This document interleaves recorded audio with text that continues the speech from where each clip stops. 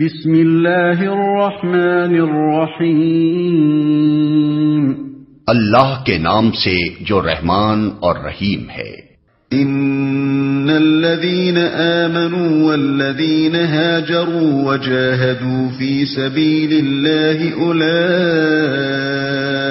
يرجون رحمة الله والله غفور رحيم۔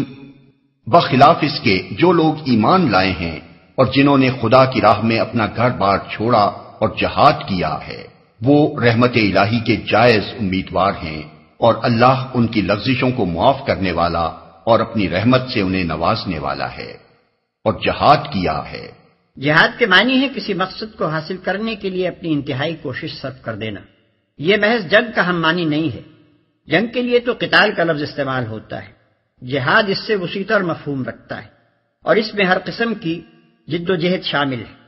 مجاہد وہ شخص ہے جو ہر وقت اپنے مقصد کے دھن میں لگا ہو، دماغ سے اسی کے لیے تدبیریں سوچے، زبان و قلب سے اسی کی تبلیغ کرے، ہاتھ پاؤں سے اسی کے لیے دوڑ دھوپ اور محنت کرے، اپنے تمام امکانی وسائل اس کو فروغ دینے میں صرف کر دے، اور ہر اس مزاحمت کا پوری قوت کے ساتھ مقابلہ کرے جو اس راہ میں پیش آئے، حتیٰ کہ جب جان کی بازی لگانے کی ضرورت ہو تو اس میں بھی دریغ نہ کرے۔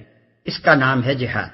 اور جہاد فی سبیل اللہ یہ ہے کہ یہ سب کچھ صرف اللہ کی رضا کے لیے اور اس غرض کے لیے کیا جائے کہ اللہ کا دین اس کی زمین پر قائم ہو اور اللہ کا کلمہ سارے کلموں پر غالب ہو جائے۔